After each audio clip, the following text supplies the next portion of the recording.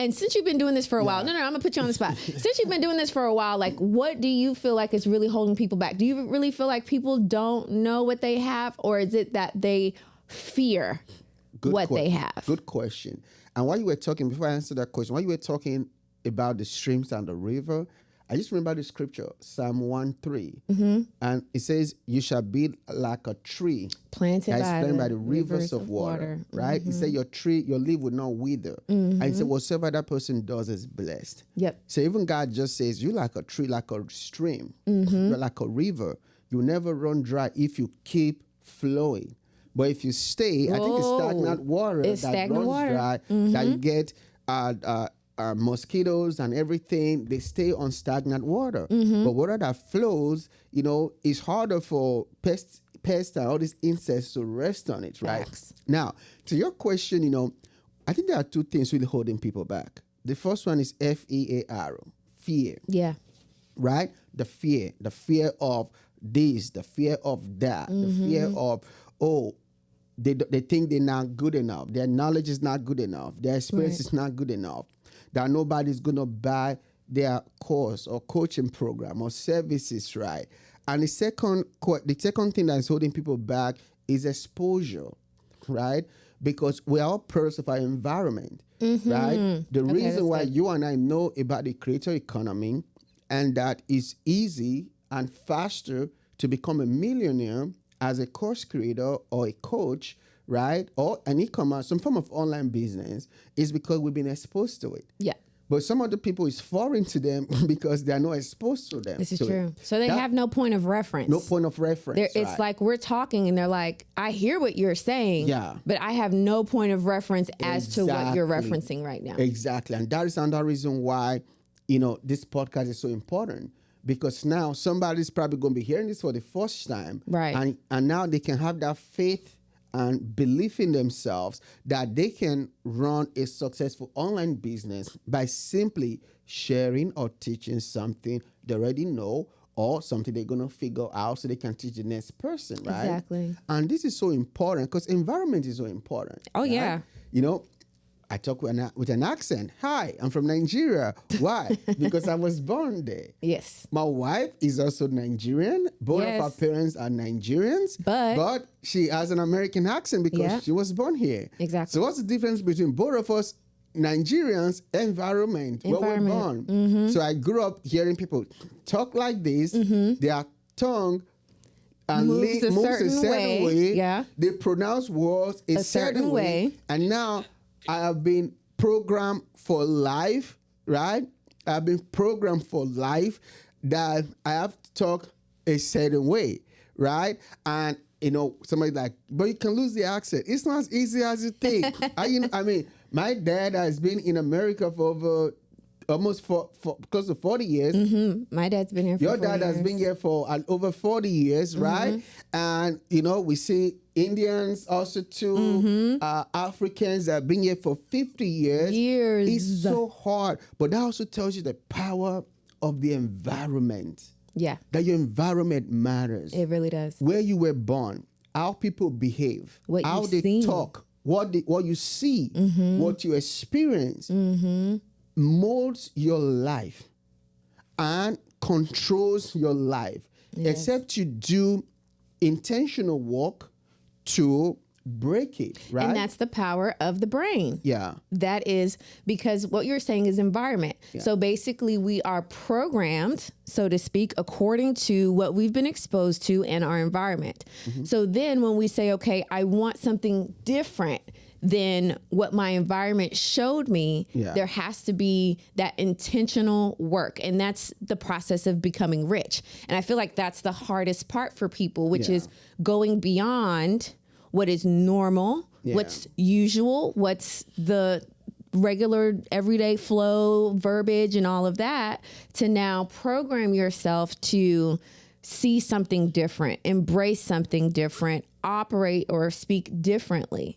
I think it's funny because there's certain times when you're talking, like when you slow down in your speech, I don't know if you know this, but you sound more American. Oh, really? Yes, when you slow down. But if you're just talking regular, then yeah, your accent, your accent comes out. My mom is an attorney. She's been here for over 30 years, and she switches. So in the courtroom, she has more of a American accent. But when she's talking to us, it's 100% Nigerian accent. You know, she'll start speaking Igbo or what have you. So for her, it's also contingent upon the environment that she is putting herself in. Yeah. But I think that is a testimony to how she has intentionally trained herself to kind of go with that flow and that what's happening in the environment that she finds herself in. Yeah. And we call it code switching. Like the way I talk at work or as a boss is not the way I talk at home. Yeah, I understand. It's not. Yeah. So that's an important environment is very. So to build wealth, to become rich, right? Your environment matters a lot. Mm-hmm. You know, I also remember too, where we live on the north part of Atlanta now. Yeah. You know, which is more suburb, and also to higher income level and stuff. Mm-hmm. And I've always shared this, you know, testimony. We used to live on the south side. Mm-hmm. There's nothing wrong with living on the south side, but just more, it's not the same economically, right? I feel like Atlanta is one of the most, you know, financially segregated cities in America. Whereby, that's a way to say you know, the kind of the poorer people, so to speak, stay on the south side. The more black people stay on the south side, the more, you know, Caucasian, the more affluent people stay on the north side. But that's another conversation. We need to do an episode on Atlanta one day, you know. And, a lot of stuff going to come up with that one. Yeah, so we stay on the south side, you know, it's a different environment. It is. Right? Can we see an area where people are, you know, struggling with their bills, struggling with paying their car note, their car break down every now and then. They push their car. They asking you for cable to jumpstart your car, and all of these other things going on, right? So it conditions your mindset for lack, for mediocrity. Mm-hmm. It conditions your mindset for failure, to settle, right?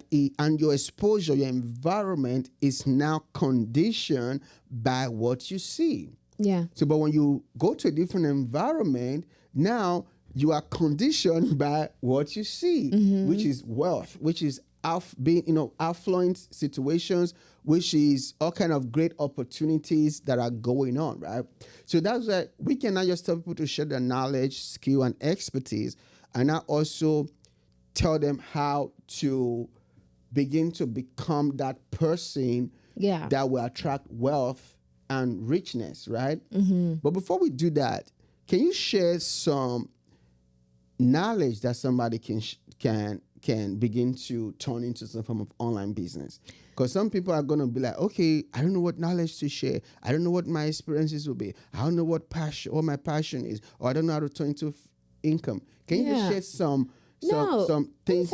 How can somebody go from knowledge to becoming wealthy very fast? Okay, so I have a whole story around this, but I'm going to try and be as concise as possible. So when we lived in Arlington, Texas, I was a professor at a university, and one of the things that we covered in my class. You need to tell people. Yes, yeah, they don't know that I was. Now it's just only beauty, but brains, right? Beauty and brains. Beauty and brains. So I was teaching, and one of the things that we discussed in the class was the Microsoft Office. So that's Word, PowerPoint, Excel, Access. And the one topic in particular that a lot of the students had the most trouble with was Excel. Mm-hmm. PowerPoint, a breeze. Microsoft Word, pretty simple. You know it. But Excel with the numbers and the formulas, and it was like, I don't know how to do this. Miss, I need help. Oh, I didn't do the assignment. Well, you get a big fat 0. Sorry, you didn't do it. At least attempt to, even if you don't do it right. So long story short, that was my experience with that. And also too, I'm not really a fan of Excel, but I'm gonna work what I need to work so I can get the results I need to get, okay? Yeah. Fast forward to the days of TikTok. And this girl is like dancing on the screen and showing us how to do Excel. Yeah. And I'm like, hold up. Somebody understands Excel so well that they can make these very succinct TikTok videos. And I was like, this is amazing. I like the video. I swipe, I keep going. Months pass. And the next thing I know, she's being featured. Like she came through my Facebook feed or something of being a six-figure earner. She makes 6 figures in a month. Well, that was the interview that she did. Okay. But when I saw her article, it was saying that she was a six-figure earner by teaching people Excel, and this was her blowing up on TikTok. Yeah. I'm flabbergasted. Wow. Like, how? Sis, how did you take this challenging thing of Microsoft Excel and make not only money, like 6 figures, and she's doing it consistently? Yeah. It boggled my mind. But here's the thing. She was literally just taking what she knew and putting it together in a way that people could easily digest and consume. Yeah. Even the TikToks, for me, it made so much sense. I didn't feel like I needed to get her course, but there were people who still needed the course even after seeing these TikToks. Right? So you can see where we're going. This was knowledge that she had. She could have kept it to herself by simply telling herself, oh, nobody cares about Excel. This is so boring. Nobody would pay me for this. She didn't do that. She went to TikTok, took advantage of the whole dance scene and movement that was happening at the time when she first came out, and threw her knowledge of Excel on there, only to find out that there were thousands of people, hundreds of thousands of people who wanted this same knowledge that she had. Wow. Now imagine if she would have kept that to herself. Yeah. No one would know who she was. Wow. So she took her knowledge of Excel, and instead of keeping to herself, she decided to teach other people. Make it fun and exciting. Yep. And added music and dance to it. And then she went from making maybe 30,000, 40,000 a year. Yeah, with to what now she was making doing. 6 figures months. And I think there was a video I saw too where she made 6 figures, over $100,000 in a day. Because now she took that knowledge, put it into an online course, right? And, Correct. you know, Vonza, we can plug Vonza right now. Plug it. You know, which, hey, Vonza. if you watch it right now, Vonza is the sponsor of this episode, the all-in-one platform for online courses and for you to run your entire business in one place. So before Vonza, you have to use 12 tools and tie them together, duct tape them, and try to make them work to run your business online. But with Vonza, you can use, you know, all the tools, everything you need in one place. Your courses, memberships, website, funnels, scheduling, and more in one place. So you can start a free trial. The link will be right there on the screen. Go to Vonza.com, start a 14-day free trial, and use Vonza to turn your knowledge into income.